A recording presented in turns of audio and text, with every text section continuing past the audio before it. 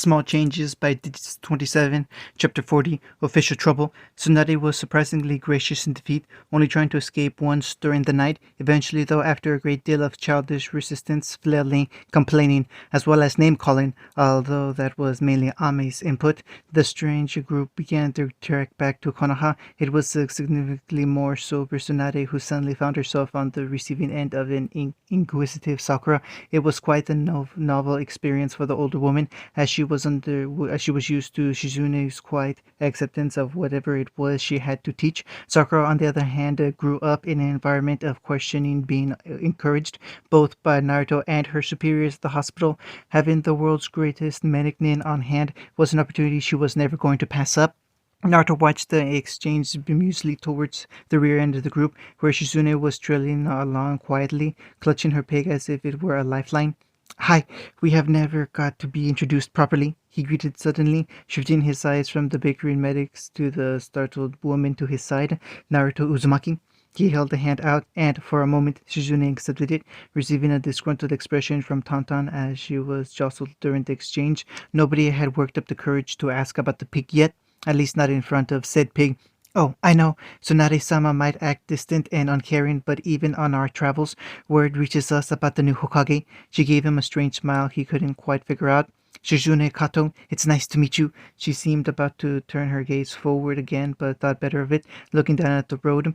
I can't imagine that kind of responsibility for somebody so young.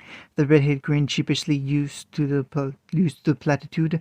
If it wasn't congratulations, it was usually something along those lines. To be honest, it's not nearly as bad as I thought it would be. Sure, there's a lot of pressure, but I have Hiruzen to ease me in, and it's most likely just making sure all the right decisions get made, or making sure that I'm the one making the wrong ones.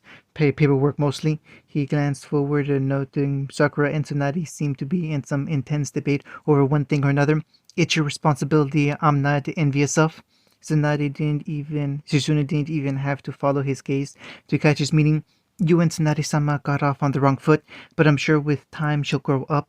Despite appearances, she's not one to hold grudges, but instantly and unaware that they were mirroring each other, the thought of a certain snake. Most of the time, her smile brightened slightly. I think this trip home will be good for her. And you? The unofficial Kunoichi nearly tripped over her feet at the sudden question. What do you mean? Just a thought, Naruto mused. This whole trip was about bringing Tsunade back to the village. Nobody asked what you thought about all this. Shizune seemed conflicted about that. I go where Tsunade-sama goes. I'm her apprentice. The redhead just hummed thoughtfully, squirming slightly under the sudden lull in the conversation. Shizune was forced to incline her head. I admit, I'm quite excited to finally come home. It's been so long since I've seen the village. She chuckled quietly into her sleeve. I'm sure it's changed so much since I was a girl. Naruto watched her smile. One, soon to be two whole heads. He glanced up at the sky. But you would be surprised, no matter how much it changes, or grows, or is rebuilt, there's always something uniquely Konoha about that village. I think I could be gone for 100 years and still know it by sight. You have a lot of fond memories then? My whole life? In one way or another. It must be nice to have a place grounded in feelings like that. She nearly jumped when he patted her lightly on the shoulder. Well, if all goes well and Tsunade doesn't pull a runner, you might too. Shizune smiled at that, and Naruto slightly offered his belief that Tsunade wouldn't be the one who benefited from the return home. This poor girl had basically dedicated her life to her master, mostly because she'd known little else. While he wouldn't degenerate her relationship, he could see it was a deep one. Giving Shizune some freedom to choose for a change would do her a lot of freedom, and if it got Tsunade to grow up and stop acting like a child, all the better. Although, glancing forward and spotting the young-looking blonde through a stone petulantly at the back of Sasuke's head, he was holding out hope on that front. Remind me to introduce you to Uncle when we get back. I think you two might be able to get along. A friend of yours? Fiance, actually. She's pregnant with our first child at the moment. At that, Suzune's smile grew a lot brighter. Oh, I love babies. And as though some magic had been spoken to the gods, Sakura and Ame were suddenly in front of them, bearing Suzune in baby talk. Naruto had to smile at that sight. His mind drifted to what his lover was doing at that moment. So, Uncle began, absently tossing a kunai up and down as she leaned back in her chair. Some would have said that was a dangerous combination for a pregnant woman. They'd never met Uncle holding a kunai. We didn't exactly have a stellar first meeting. Granted, Fu simply glared at her from across the table. Look, no need to give me that look. This is supposed to be a friendly chat. The purple haired woman finally seemed to realize what she was doing and deftly returned the kunai to an undefined location on her person. See? Friendly? Okay, I get it. You're a prisoner. Sort of. In an enemy village, so you're doing the whole stubborn silence bit. I understand, but really, there's no need. The war's over. She extended a hand over the table. How about we start over? Fu simply switched her glare to the hand. I don't give a crap about all that. Taki can go and suck one. They abandoned me here when they got spanked during this whole ill-advised war, and then ran off with their tails between their legs. Have they even asked for me back? Before Uncle could answer, she continued anyways. Me, not their jerky. Uncle's mouth closed with a snap. Thought so. No, I couldn't give two shits about my village. Cowards, a lot of them. No, what I'm trying to figure out is how the hell Naruto settled for you. You could have dropped a coin in the room, and it still would have smothered. It could have still been smothered by the oppressive silence that suddenly seemed to radiate out of Anko. Her hand hung for a moment, still extended for a shake, only to close slowly into a fist and draw back with painstaking precision. When Anko was finished counting to 10 in her head, an exercise Sakura had recommended to her if she ever felt unduly stressed, she let out a long breath.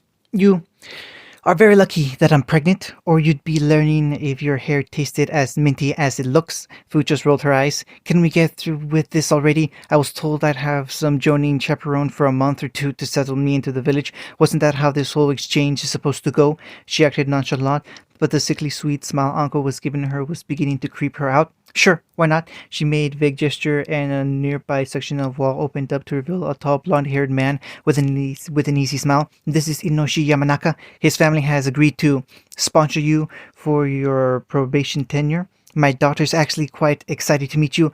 Apparently something to brag about to a friend of hers. Oh, great, Fu drawled. I've been turned into a life-sized accessory. She's also very interested in studying the psychological impact of long-term attention deprivation and the effect of it has on a Jinchuriki psyche, with hopes for treating through graduated acceptance therapy. Both women blinked nearly simultaneously with Inochi smiling. Normal teenage girl stuff. Fu shook her head to clear out the potential disturbing imagery there and turned back to Uncle. You know, I have expected Naruto to be here. Uncle eye twitched slightly at that, reminded that if her fiance, the boy didn't it would just make her giddy thinking that wasn't out looking for the slug signing, he probably would be here. Yes, well, luckily, I mean, currently, the village has laws that prohibit the Hokage from getting personally involved with the shinobi transfers. Fu leaned back in her chair at that, sighing with an expression caught between bemused and disbelief. So he actually did it, huh? She looked back down, a slight more genuine smile on her face. Once she understood that even if she riled these people up, they weren't going to snap at her. It felt comfortable knowing that a fellow Jinchuriki was running the show. It at least offered a glimmer of hope that she wouldn't just be used up and tossed away like a sharper than normal kunai. So, when's the wedding? Her only answer was Uncle slamming the door shut behind her, leaving the vedette along with Inoichi. He was still wearing that carefully measured smile that somehow put Fu both at ease and on edge. If my daughter asks to look in your mind, no matter how insistently, please refuse. Fu blinked. I'm sure. I think I would have anyways. Inochi's smile simply shifted, suggesting he knew one of those terribly amusing things that shouldn't be shared in polite company. You say that, but she has a way with people, but she's still not ready for Jinchuriki's mind. Right, Fu said slowly, already wishing Uncle could come back. She would rather have simmered anger than whatever this was.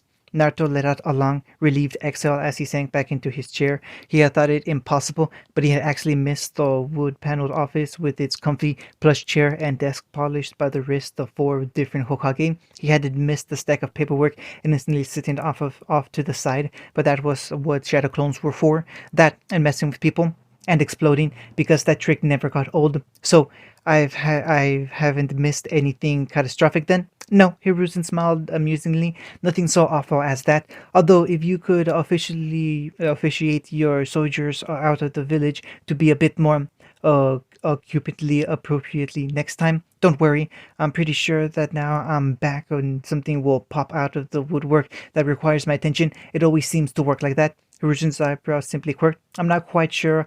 I know that. I know what you mean. Really, I've just gotten back from a mission bringing Tsunade back. A story I very much look forward to hearing, by the way. And nothing went wrong in my absence. Something is going to happen soon. At least if being the Hokage is anything like being an Anbu captain in that regard. I think you're being a little bit pessimistic, my boy. I'm afraid as Hokage you might have to get used to long stretches of relative peace and quiet. Yeah, but that's the stickler, isn't it? Naruto argued, wagging a finger knowingly. Relative peace just isn't the same for me. Everyone knows it. I'm a trouble magnet. If you say so, my boy, Hiruzen said, clearly looking as though he simply thought Naruto was a bit tired after his trip, although as if just to prove him wrong, and Ambu faded into the room and quickly handed over a thicker than average report that had all the trappings of being a skip the stack kind of document. Naruto took a moment to waggle it at the former Hokage for emphasis. I'm sure it's just a field report, a coincidence at best, although his conviction wavered as Naruto thumbed through the report,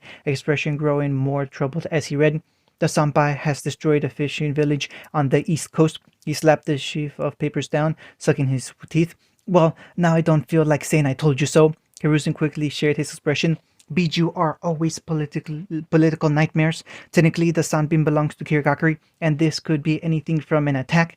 He glanced at the map table, specifically the tiny village south of the Land of Waves that was now a lot smaller, although unusually placed, to an accident. I'm more inclined to think that, given the result of their civil war, we're not dealing with a Jinchuriki, and while Biju then, even more problematic. Quite. This was actually something that fell outside of Hiruzen's extensive experience. Uncontained Biju were rarely Konoha's problem, save for the one very obvious exception. Even now, Naruto was fighting back flashes of slitted red eyes surrounded by fire and unbarreled screams. Suffice it to say, he remembered that particular night all too vividly, and the thought of similar destruction forced his fingers to tap restlessly against the desk. Hiruzen must have gleaned something from the look in his eye as he measly sighed. I would advise extreme caution in the matter. We're dealing with exceeding delicate international matters here. Naruto nodded in an absent manner that didn't exactly fill the former Hokage with confidence. How long would it take to organize a political envoy to Kirigakuri? It was to his credit that Hiruzen was barely fazed by the seemingly random turn in the conversation. A few days at most, given the current climate in Mizunokuni. He had already figured some of what was running through the younger redhead's mind and, for once, was glad he was acting with a bit more forethought than simply rushing into the problem head first. Wagers didn't tend to work on Biju. I think Kiri has had long enough to recover, and we're in the rather unique situation of being rather lax on allies currently. With Kiri shoring up the coastlines, it would certainly discourage Kumo from any more ill-advised action, or at least give the Raikage pause. Likewise, since the shaky situation with Tsunagakuri's invasion, their trade in more exotic good had run a bit dry. Having access to Kiri's recovering sea trade would be a boon. Getting a toe in the door for Konoha's spy network wouldn't hurt either. The island nation had been a black spot on their radar for decades, and in the dull of their internal victory, they might not notice a few extra faces in the crowd. Naruto was magnanimous most of the time, but he could still think like the leader of a shinobi village. The more he thought about it, the more it seemed like a good idea, and with a final nod, he stood and made for the door. I'll let my team know. It'll be good for them to get a crash course on politics. He was forced to stop when Hiruzen stepped in his path, an expression on his face that Naruto recognized when the man was offering advice he thought non-optional. If I might recommend a softer touch, he placed a hand on Naruto's shoulder when he caught the Hokage's narrowed eyes. I'm not suggesting that spending so much time with your team is a bad thing, Naruto, or even that they might be unsuited for the task.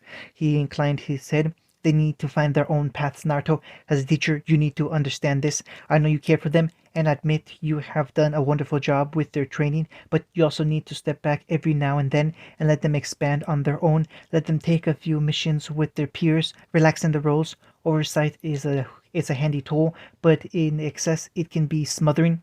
No offense, but I've seen the effects of hands-off teachings firsthand. Not a fan. Hiruzen's eyes became flat at that. None taken.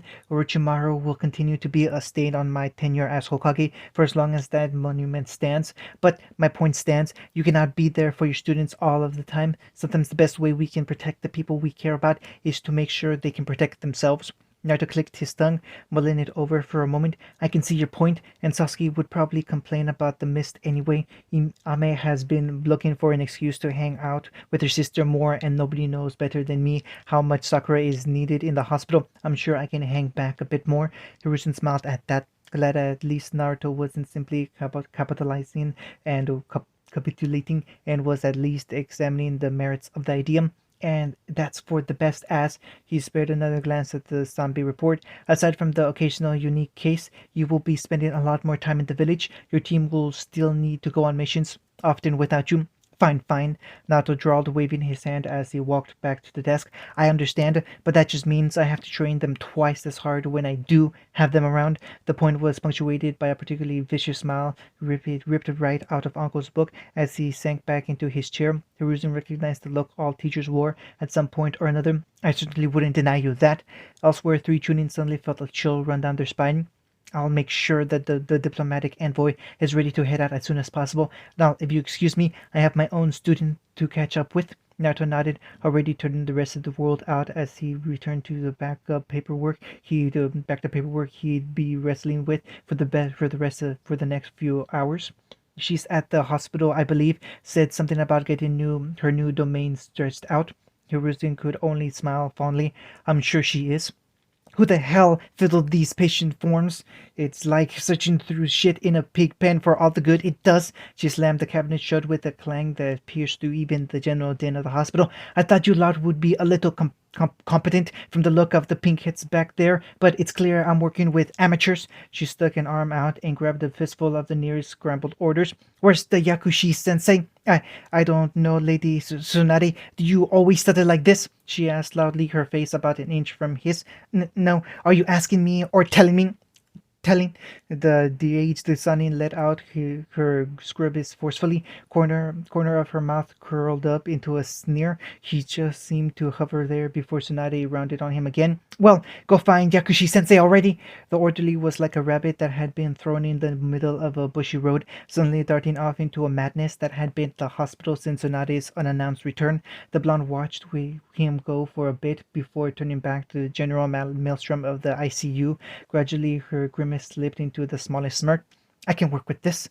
Her musing was quickly interrupted by a rather unwanted sensation. She looked down to see a young woman with her purple hair pulled up into a ponytail that fanned out behind her head. That wouldn't have been as so unusual if the woman wasn't also gently poking one of her breasts with an odd expression. Holy crap! If anything, those stories were under exaggerating these bad boys. She seemed blissfully unaware of the veins slowly throbbing on Tsunade's forehead, even as she met the woman's eyes without a shred of shame. What the heck do you eat? Behind her, a different woman wearing a thorn-patterned dress was staring at her friend with a disbelieving eye. Tsunade was about to knock the obnoxious woman through a wall, only to glance down and notice the telltale beginnings of a bump. She was rather glad to have noticed before she heard the pregnant woman. It was at that point that she noticed the woman hadn't actually stopped prodding her, and they were beginning to draw a crowd, mostly men.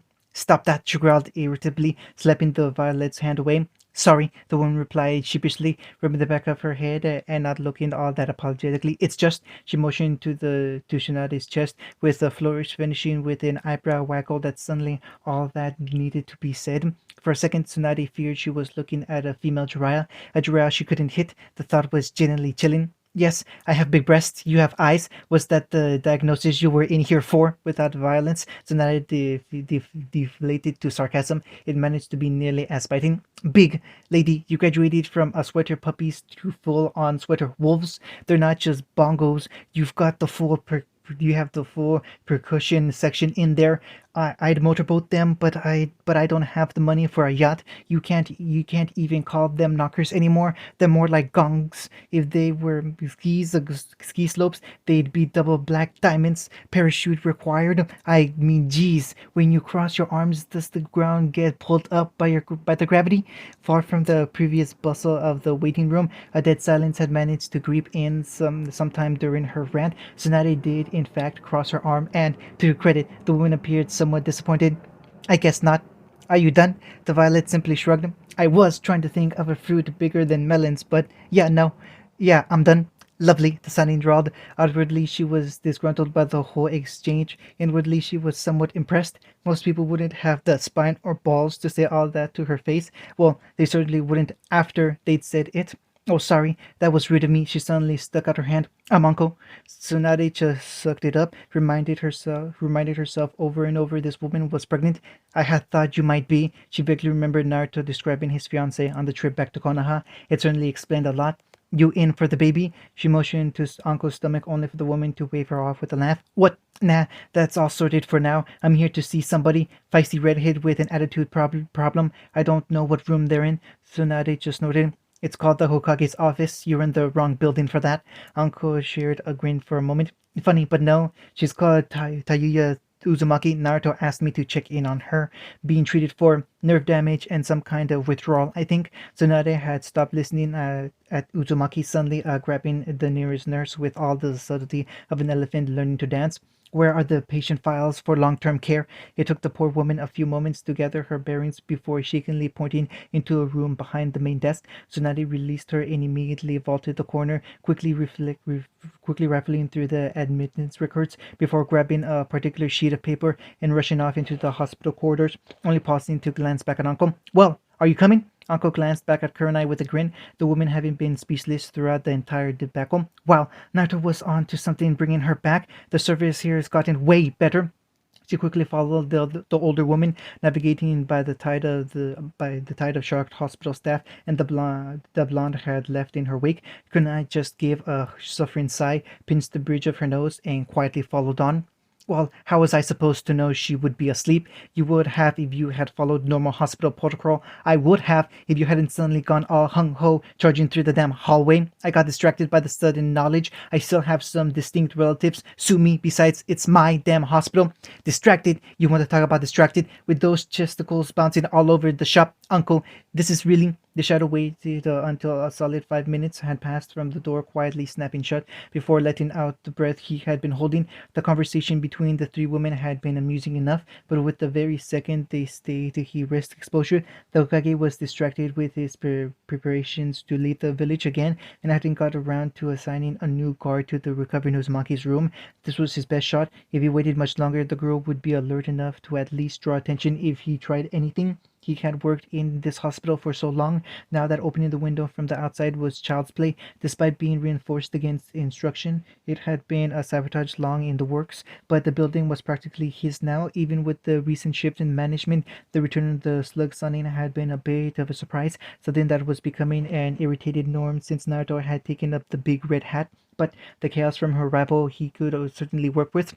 He spared a glance down at Tayuya's sleeping form, red hair sprawled out over her pillow. He had to confess that this felt like a tremendous loss. He had always argued for Orochimaru to use the girl for more than just guarding a gate. Certainly they had the other girl, and Karin showed a far more of the traits that made the Uzumaki feared and respected. Still, he would have killed for a chance to get this one on the operation table and have a poke around inside. He's certainly done more for less. It's nothing personal, you understand, Kabuto muttered absently as his hand lit up with the pallid green glow of his charcoal scalpels. In a few minutes the nurses would come in, only to find the girl had suffered a rather uncomfortable brain hemorrhage, a terrible after effect of the enzyme they didn't catch in time. Even the famed Tsunade wouldn't be able to do anything before the girl died. He felt Orochimaru would appreciate the reminder to his old teammate just that Konoha tore away from the people, and there was him taking vindictive pleasure in the act. Oh, I suppose it is after all. His glasses glinted slightly in the light streaming through the window as he leaned forward and turned her head, narrowing his eyes to locate just where he would have to make the incision. However, when he brought his hand down to finish the job, he found it stuck, as though the air around him had hardened into concrete. He struggled harder, but found his body moving in the opposite direction, slowly settling into a slumped posture that had cold sweat percolating on the back of his neck. Troublesome. When it became informed me that you were the likeliest suspect, I knew the facts lined up, but I must be getting sentimental. A perfect record, invaluable asset to the hospital, to the point where even your main attempt at the tuning exam could be overlooked. It'll be irritating to lose such a useful piece. Shikaku hummed thoughtfully, barely having to concentrate to maintain his technique. But then, capturing a silver general always carries risks when playing against a good enough opponent. Kabuto didn't panic. Shikaku Nara was a powerful shinobi, but the shadow techniques of his clan were far from infallible. If he considered him just a well-placed spy, he may be underestimating him. But then, if Shikaku was here, the rest of the Inoshika wouldn't be far off. There, that was fine too. Kabuto hadn't spent years as Konoha's deepest mole without learning all he could for this very eventuality. He'd studied the various formations of the legendary team by route. Chicago was keeping him facing the wall, likely to hide the positions of his teammates, but Kabuto knew Chaozo would be at the door, covering the main avenue of escape. In a moment, Chicago would modulate his technique, pretending to lose control of it to lull his captive into a false insecurity. Naturally, he would accept Kabuto to make for the window where Inochi would be waiting to take over his mind. The Yamanaka weren't perfect either. The technique took time to travel, and if he could just duck quite quick enough, it would only be a mindless body he'd have to avoid. Sure enough, he felt the technique weaken for a split second and pulsed his chakra at the perfect moment to destroy it, hopefully throwing Chicago off guard with the precision of the cut. He turned immediately, already hunkering to duck under the expected mind-body switch technique. He was somewhat caught off guard then by the clawed hand that caught him right in the face. Suzume easily slammed the unconscious spy over her shoulder with a grunt. Well, that was easier than expected. I thought this one was supposed to be something special to go undetected for so long. Shikaku simply shrugged, already skulking off now that his part in this was done. He was, but it doesn't matter how far you get, how far you can see ahead when you're already standing on the wrong path. Suzume blinked before glancing over to Chaoza. Translation: the large man grinned. He let his expectations get the better of him. Sumi didn't exactly look pleased at the explanation. It didn't really answer anything. So, where's Inochi anyway? Thought this was more his thing. Choso waved to the window, busy with his house guest. I've heard his daughter's giving her quite the experience. Tsunami let out a bark of a laugh. I bet, from what my Kiba tells me, she's quite the talker. She shifted the weight on her shoulder, absently wondering if she could get away with handing him off to Kuromo. Still happy to fill in. Kuchosa just smiled in that congenial way of his. She had yet to see anything that riled the jolly man up. Maybe you could make this semi-permanent. Always nice to run with a new pack every so often. Maybe, Choso offered with a glance forward to his friend. We could call it the Tsuni Shika Cho. Shikaku coughed in his hand. Don't push it. End of chapter 40.